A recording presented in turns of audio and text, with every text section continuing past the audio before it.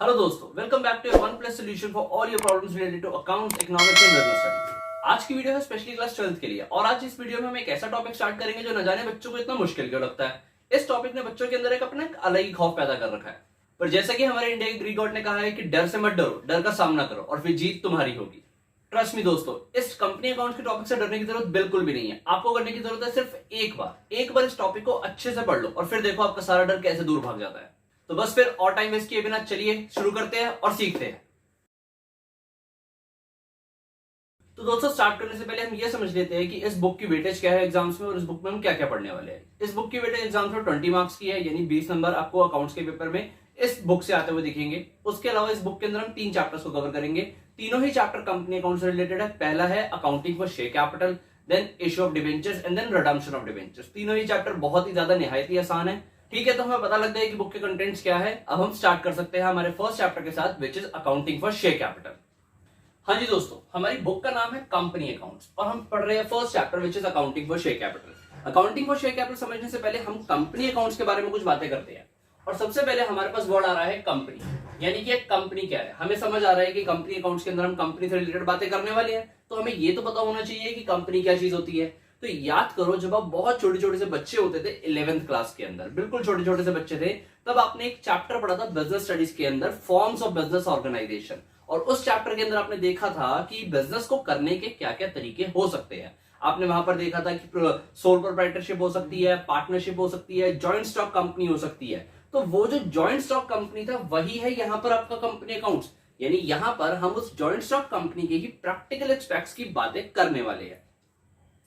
देखो, वैसे तो जॉइंट स्टॉक कंपनी की जो अगर अकाउंटिंग कंपनी अकाउंट्स की बात करें बहुत लार्ज है, बहुत ज्यादा एक मेजर कंसर्न है वो, बट वहां पर हम पूरा नहीं पढ़ने वाले। हम सिर्फ एक छोटा सा part which is related to shares of the company, यानी हम लोग शेयर्स की बात करने वाले हैं। तभी हमारे फर्स्ट चैप्टर का नाम है अकाउंटिंग फॉर शेयर कैपिटल। तो ठीक है, हम लोग सबसे पहले कंपनी के बारे में समझते हैं। वैसे आप 11th क्लास में समझ चुके हो, यहाँ पर थोड़ा प्रैक्टिकल एस्पेक्ट्स में जाते हुए समझेंगे। कंपनी के बारे में लिख के बोला गया, a company is an entity incorporated by a group of persons. ठीक है यार, ये डेफिनेशन को साइड में रखते हैं 1 मिनट के लिए, मैं आपको वैसे ही बता देता हूँ और फिर देखते हैं कि यही लिखा हुआ है कि यहाँ पे कंपनी का मतलब जो 11th में पढ़ा था, कुछ ग्रुप ऑफ पर्संस मिलके एक एंटिटी बनाते हैं अंडर द लॉ, यानी कि लीगल तरीके से एक उन्होंने एंटिटी यानी एस्टैब्लिशमेंट बनाई। किस लिए? एक बिजनेस को करने के लिए। और बिजनेस क्यों कर रहे हैं सर? प्रॉफिट कमाने के लिए। और क्या? प्रॉफिट ही सबसे बड़ी चीज है।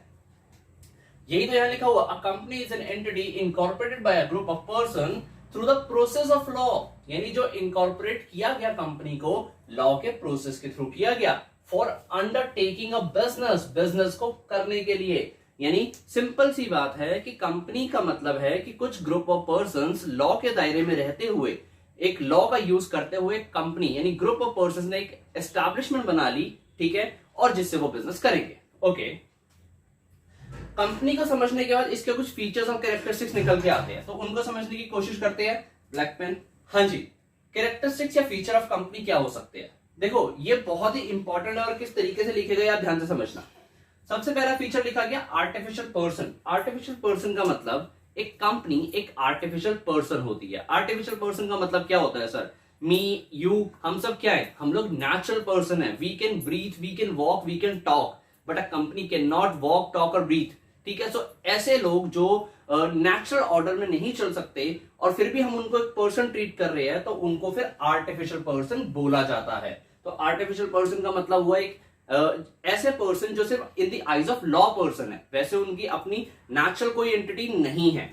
सो आई होप आपको आर्टिफिशियल पर्सन समझ आ गया। नेक्स्ट है हमारे पास क्रिएटेड बाय लॉ, यानी कंपनी को बनाने के लिए हमें लॉ का यूज करना होगा। हमारे पास कंपनीज एक्ट 2013 है, जिसके थ्रू हम कंपनी के इनकॉर्पोरेशन की बातें करते हैं। सर ये एक्ट 2013 में बना है? नहीं नहीं बेटा, 1956 में बना हुआ था। ठीक है, अपडेट हुआ है, इसमें मॉडिफिकेशन होती हैं। जो मेजर मॉडिफिकेशन आई थी वो 2013 में आई थी, जिसके बाद से इसका नाम रख दिया गया कंपनी एक्ट 2013। ठीक है, यानी कि क्रिएटेड बाय लॉ, हम इस लॉ को फॉलो करते हुए ही कंपनी का क्रिएट करेंगे। नेक्स्ट है हमारे पास सेपरेट एंटिटी। ये आपने पहले भी पढ़ा हुआ है। सेपरेट एंटिटी का मतलब कंपनी को चाहे बहुत ज्यादा लॉस हो जाए, मालिकों को कोई फर्क नहीं पड़ता। यानी अगर मैं एक कंपनी का मालिक हूं, मैं उस कंपनी को चला रहा हूं, कंपनी का लॉस हो भी जाए, तो मेरे को फर्क कहां तक पड़ेगा, ये सवाल है। देखो सपोज इसको समझाने के लिए हम प्रैक्टिकल एस्पेक्ट की बातें करते हैं। सपोज एक एबीसी लिमिटेड करके कंपनी है। इस कंपनी के ऊपर ये इस कंपनी की बैलेंस शीट बना रहा हूं मैं, ध्यान से समझना, एक प्रैक्टिकल एस्पेक्ट में समझने की कोशिश कर रहे हैं। कंपनी की बैलेंस शीट में लायबिलिटी में लोन पड़े हुए थे 1 करोड़ के, और यहां एसेट्स पड़ी हुई थी, यानी कि लायबिलिटी साइड्स पे लोन थे और एसेट्स थी हमारे पास मान लो 80 लाख की। ठीक है, कंपनी के यहां पर जब ये अब कंपनी बिक रही है, बिल्कुल खत्म हो गई है, डूब रही है, तो डूबते हुए पता लगा कि हमारे पास जो एसेट्स बिक के लायबिलिटीज पे होंगी 20 लाख रुपए का डेफिसिट बच जाएगा, घाटा हो जाएगा, लॉस हो जाएगा। लेनदार लोग सर पे खड़े कि लाओ लाओ सर हमें पैसे दो, हमारे क्रेडिटर्स खड़े हुए 20 लाख रुपए के कि हमें पैसे दो, तो कहां से देंगे। यहीं पर वो तो देखो मालिकों को गला पकड़ लेंगे आके, कि जो कंपनी चला रहे लोग उनको पकड़ लेंगे आके। तो यहां पर हम लगाएंगे सेपरेट एंटिटी। हम बोलेंगे भाई देखो जो कंपनी है ना वो एक सेपरेट पर्सन है, क्रिएटेड बाय लॉ है, in the eyes of law एक सेपरेट पर्सन है। तो आप मालिकों से पैसा नहीं मांग सकते, आप कंपनी से पैसा मांगो। यानी कंपनी को ही एक पर्सन ट्रीट किया गया। सेपरेट लीगल एंटिटी का मतलब कि owner and the company are treated as 2 different persons. यहीं पर वो बात करता है सेपरेट लीगल एंटिटी की। इस कॉन्सेप्ट का यूज ही तब होता है जब हम लोगों ने कंपनी की वाइंडिंग अप के ऊपर लायबिलिटी एक्सेस बच रही होती है और मालिकों को बचना होता है। परपेचुअल सक्सेशन एक इंपॉर्टेंट कॉन्सेप्ट है। परपेचुअल सक्सेशन का मतलब मेंबर्स में come and go but the company goes on for ever. यानी कि इसमें परपेचुअल सक्सेशन का मतलब कि अगर कल को किसी मेंबर की या सभी मेंबर्स की डेथ हो जाती है, कहीं चले जाते हैं, भाग जाते हैं, तो स्टिल कंपनी को कोई फर्क नहीं पड़ेगा, कंपनी चलती रहेगी। मेंबर्स में कम एंड गो, यानी अगर न्यू मेंबर्स भी जुड़ जाते हैं तब भी कंपनी को कोई फर्क नहीं पड़ेगा। तो यही हमारा कहता है परपेचुअल सक्सेशन। इसकी हम बातें ऐसे भी कर सकते हैं कि देखो एग्जांपल लेके समझ सकते हैं कि अब देखो टाटा और रिलायंस कितने पुराने बिजनेस है। अब टाटा और रिलायंस कंपनीज हैं, ठीक है। सो ये बिजनेस जब बने होंगे तो उसके बाद इनके जो फादर ग्रैंडफादर्स थे उन लोगों ने तो इस बिजनेस को आगे पास ऑन किया है, यानी और भी मेंबर जुड़ते गए। अगर मैं रिलायंस के कुछ शेयर खरीद देता हूं तो मैं भी उसका ओनर हो गया, बट मेरे जाने ना जाने से कंपनी को फर्क नहीं पड़ेगा कुछ भी, ठीक है। Perpetual succession okay. उसके बाद है हमारे पास common seal. Common seal means signature of the company. Company जो साइन करेगी। देखो हमने बातें की थी कि कंपनी आर्टिफिशियल पर्सन है। आर्टिफिशियल पर्सन मतलब उसके हाथ पैर तो है नहीं, तो यानी साइन तो कर नहीं सकता वो। तो साइन करने के लिए हमें कॉमन सील का यूज करेंगे। Common seal basically stamp of the company, यानी कंपनी के जो भी ऑफिशियल डॉक्यूमेंट्स होंगे उनके ऊपर इस कंपनी का ठप्पा लगाया जाएगा, स्टैंप लगाया जाएगा जिसको कंपनी की कॉमन सील बोला गया। तो हमने यहां पर कंपनी की डेफिनेशन को समझने के लिए कुछ फीचर्स भी कवर किए। बिल्कुल डेफिनेशन को समझने के लिए। So company is an artificial person created by law having separate legal entity with the perpetual succession, यानी having separate legal entity with the perpetual succession and a common seal. तो ये थी कंपनी के बारे में सारा इंट्रोडक्शन मैंने आपको दे दिया, ठीक है सर। हम तो कंपनी अकाउंट्स में अकाउंटिंग वो शेयर कैपिटल पढ़ने वाले हैं। तो मेरे भाई जब आप शेयर कैपिटल पढ़ने वाले हो, समझ रहे हो किसी चीज को, तो उसका इंट्रोडक्शन जरूरी है। इसीलिए हम लोग कंपनी पे इतना टाइम लगा रहे हैं। तो आई होप आपको समझ आ गया। और वैसे भी आपके एग्जाम में एमसीक्यूज भी आने हैं, तो उसके अंदर 1 मार्कर क्वेश्चन इसमें से आ सकता है, कोई बड़ी बात नहीं है। तो अब हम आगे चलते हैं और देखते हैं कि हमारी जो कंपनी है वो कितने टाइप की हो सकती है। यानी कि अब हमारा टॉपिक है काइंड्स ऑफ कंपनी के बारे में। हाँ जी दोस्तों, तो आओ देखते हैं काइंड्स ऑफ कंपनीज में क्या है हमारे पास। काइंड्स ऑफ कंपनीज में देखते हुए हमें पता लगा कि हमारे पास 3 टाइप ऑफ कंपनीज अवेलेबल हैं, जिसमें से फर्स्ट है हमारे पास प्राइवेट कंपनी। प्राइवेट कंपनी क्या होती है सर? देखो नाम से पता लग रहा है कि ये कंपनी प्राइवेट है, प्राइवेटली खुली हुई है। यानी देखो लिमिटेड एक्सेस ऑफ पीपल होगा यहाँ पे, यानी कि लोगों का कम एक्सेस होगा, कम ही लोग होंगे इसमें। प्राइवेट का मतलब यही है, ठीक है। तो हमें यहाँ पर पता भी लगा कि आपको एक फॉर्म ऑफ कंपनी में अगर प्राइवेट कंपनी फॉर्म करनी है तो मिनिमम 2 मेंबर्स की नीड होगी और मैक्सिमम 200 मेंबर्स। यानी ये इसकी कंडीशन है कि आप मिनिमम 2 मेंबर्स और मैक्सिमम 200 मेंबर के साथ एक प्राइवेट कंपनी फॉर्म कर सकते हो, ठीक है। उसके बाद ये जो सेकंड पॉइंट है इसका, prohibits any invitation to public to subscribe any of its securities. इसका मतलब है कि ये कंपनी के ऊपर रेस्ट्रिक्शन लगा दी गई है। किसके थ्रू रेस्ट्रिक्शन लगाई है? कंपनीज एक्ट ने। क्या रेस्ट्रिक्शन लगाई है कि ये कंपनी, प्राइवेट कंपनी कोई भी इनविटेशन नहीं दे सकती पब्लिक को। किस चीज का? कि आओ आओ पब्लिक मेरी कंपनी में आके पैसा इन्वेस्ट करो, मेरी कंपनी में आके सब्सक्राइब करो मेरी किसी सिक्योरिटीज को। अब सर ये सिक्योरिटीज क्या चीज होती हैं आगे जाके हम पढ़ने वाले हैं, जिन शेयर्स के बारे में, जिन डिवेंचर्स के बारे में, उन्हीं को पढ़ने वाले हैं। तो अभी सिंपल लैंग्वेज में समझने की बात सिर्फ इतनी है कि ये वाली कंपनी जो है वो पब्लिक को अपने शेयर्स डिवेंचर्स नहीं बेच सकती, इसके ऊपर ये प्रोहिबिशन लगाई हुई है। देखो एक होता है रेस्ट्रिक्शन, यानी इसको रोका नहीं गया, इसको मना ही कर दिया गया है कि आप ऐसा नहीं करोगे, यानी इसके लिए बिल्कुल ही मना है ये चीज। नेक्स्ट है प्राइवेट लिमिटेड, यानी ये कंपनी अपने नेम के साथ, कुछ भी इसका नेम हो उसके एंड में प्राइवेट लिमिटेड लगाना जरूरी है। सपोज हम एग्जांपल लेते हैं एबीसी, ये कंपनी है और अगर ये प्राइवेट कंपनी है तो इसका पूरा नाम होगा एबीसी प्राइवेट लिमिटेड, यानी प्राइवेट लिमिटेड के एंड में प्राइवेट लिमिटेड लिखा होना, प्राइवेट कंपनी के एंड में प्राइवेट लिमिटेड लिखा होना जरूरी है। इसके बिना ये इनका ये लॉ का वायलेशन माना जाएगा अगर इन्होंने नहीं लिखा होगा तो। ठीक है जी, हमारे पास ये हमने प्राइवेट कंपनी के बारे में कुछ बातें कर ली। अगर हम एक और बात समझना चाहें इसके बारे में, डायरेक्टर्स की बात समझ सकते हैं कि इसमें मिनिमम और मैक्सिमम डायरेक्टर्स, यानी जो कंपनी को रन करते हैं बेसिकली, वो कितने हो सकते हैं। तो इसमें लिमिट है हमारे पास कि मिनिमम 2 डायरेक्टर्स तो इनमें होने ही चाहिए और मैक्सिमम 15 डायरेक्टर्स, ये लिमिट है हमारे पास डायरेक्टर्स के लिए in case of private company. तो ठीक है, अब हम बात करते हैं पब्लिक कंपनी की। ये हम क्यों पढ़ रहे हैं काइंड्स ऑफ कंपनीज को, इसको रीजन अभी आपको पता लगेगा।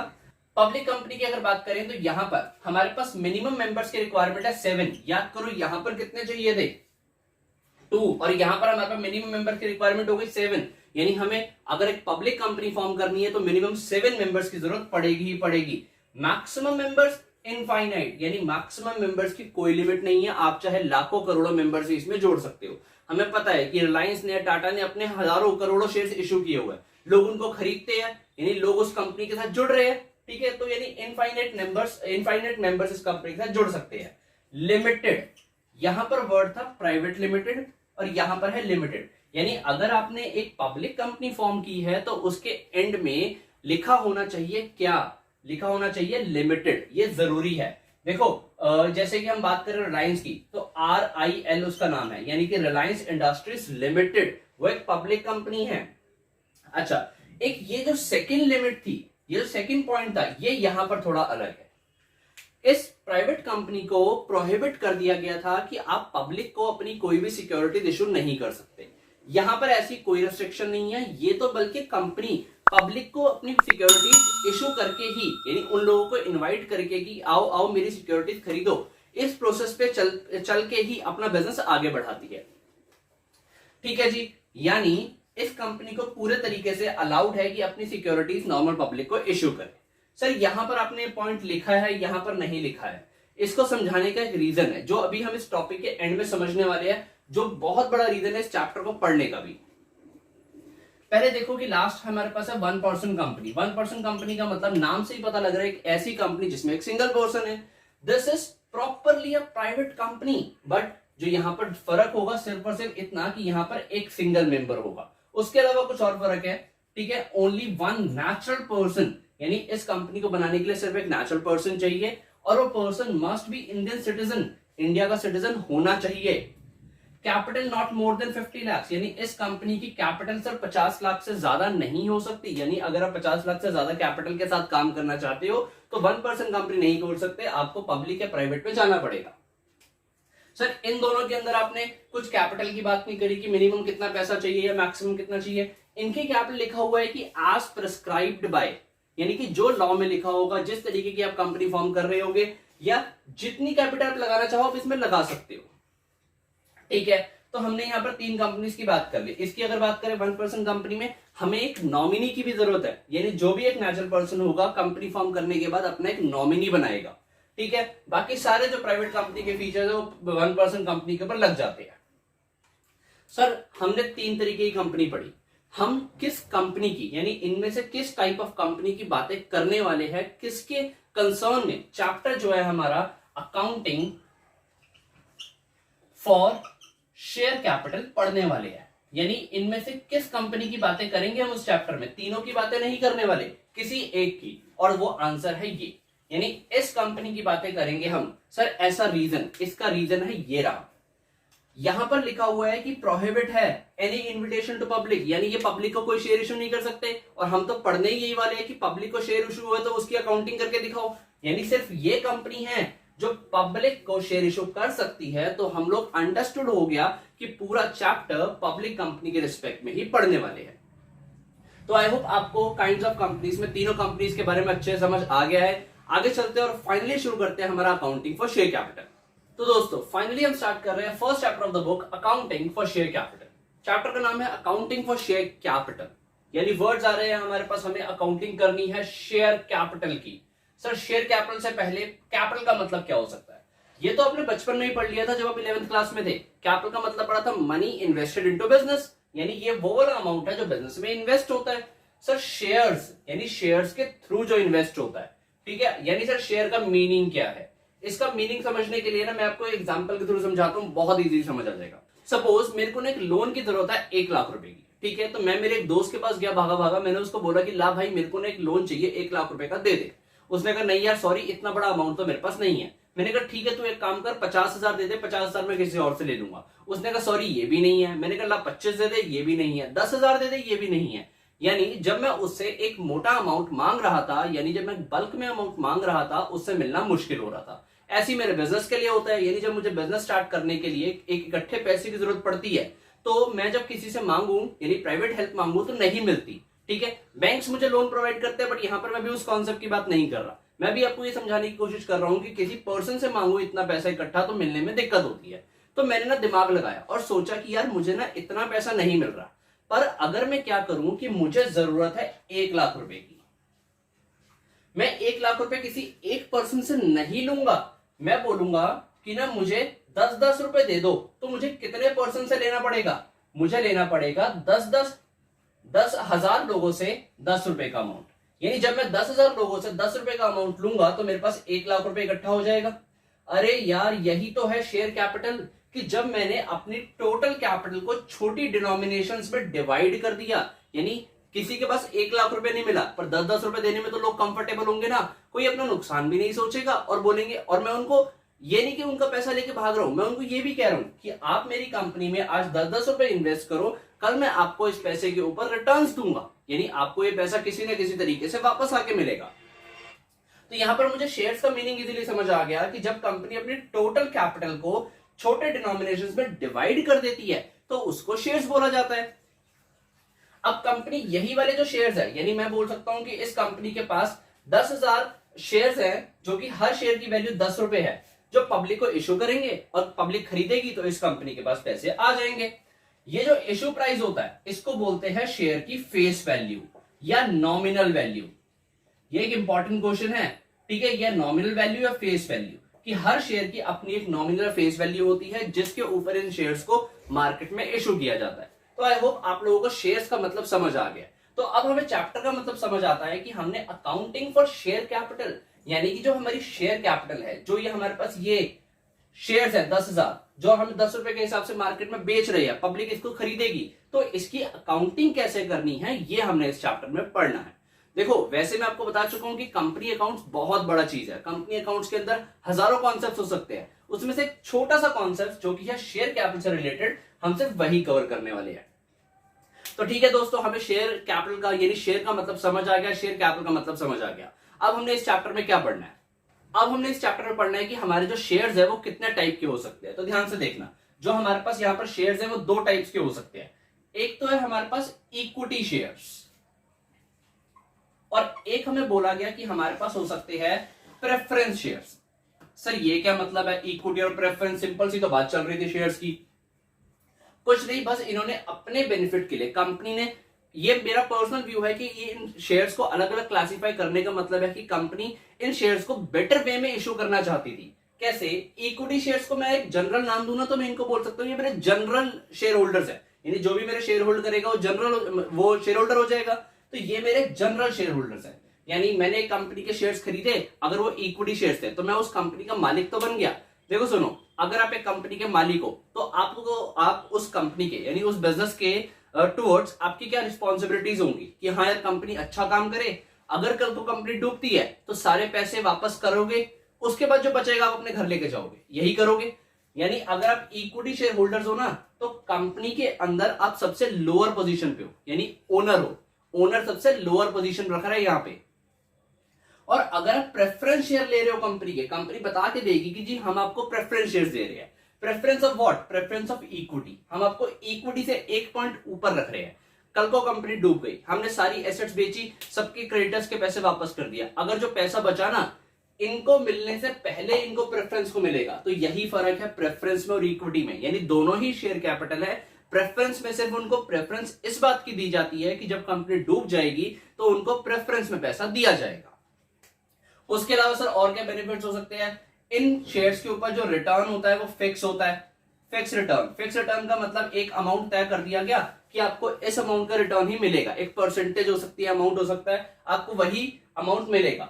इनका कोई फिक्स रिटर्न नहीं है, यानी अगर कंपनी को प्रॉफिट बहुत ज्यादा हुआ तो इनको बहुत ज्यादा रिटर्न मिलेगा, कम हुआ तो कम रिटर्न मिलेगा। यानी अगर मैं बोलूं कि सिक्योरिटी पॉइंट ऑफ व्यू से ये ज्यादा सिक्योर है कि यहां पर कंपनी के एक तो पेमेंट भी जल्दी है, इनके प्रायोरिटी में मिल गई, और दूसरा यहां पर रिटर्न भी फिक्स है। ठीक है, हमने इक्विटी और प्रेफरेंस दोनों की अकाउंटिंग सेम है, दोनों की अकाउंटिंग में कोई डिफरेंस नहीं है। तो हमने अपनी बेसिक चीजें कवर कर ली है इस चैप्टर की। इंट्रोडक्शन एक बेसिक कवर कर लिया है कि शेयर्स क्या है हमारे पास, हमने शेयर्स को पढ़ना है। तो दोस्तों इस वीडियो को हम अपना इतना ही रखेंगे, और नेक्स्ट वीडियो में अकाउंटिंग और शेयर कैपिटल को आगे बढ़ाते हुए इस चैप्टर के प्रैक्टिकल एस्पेक्ट्स की तरफ आगे बढ़ेंगे। वैसे पूरा चैप्टर प्रैक्टिकल है, अभी हमने थ्योरी भी कुछ ज्यादा कवर नहीं करी है, तो हम जो प्रैक्टिकल कॉन्सेप्ट इस चैप्टर के उसको समझने की कोशिश करेंगे। आई होप आपको इस चैप्टर के सारे कंटेंट्स अच्छे से समझ आ गए हैं। अगर फिर भी कोई डाउट होता है तो मुझसे नीचे कमेंट सेक्शन में पूछो। और हाँ, अगर आपको इस चैप्टर के सिंप्लीफाइड नोट्स चाहिए तो वो आपको मिल सकते हैं मुझे इंस्टाग्राम पे फॉलो करके, लिंक आपको नीचे डिस्क्रिप्शन में मिल जाएगा, वहां मुझे फॉलो करो, डीएम करो, मैं आपको नोट्स वहां प्रोवाइड कर दूंगा। चैनल आपने सब्सक्राइब कर रखा है, वीडियो को लाइक कर दिया होगा, दोस्तों के साथ शेयर करने का आपने प्लान बना लिया होगा कि किन किन दोस्तों के साथ शेयर करना है। तो मैं आपको मिलूंगा अपनी नेक्स्ट वीडियो में। Thank you.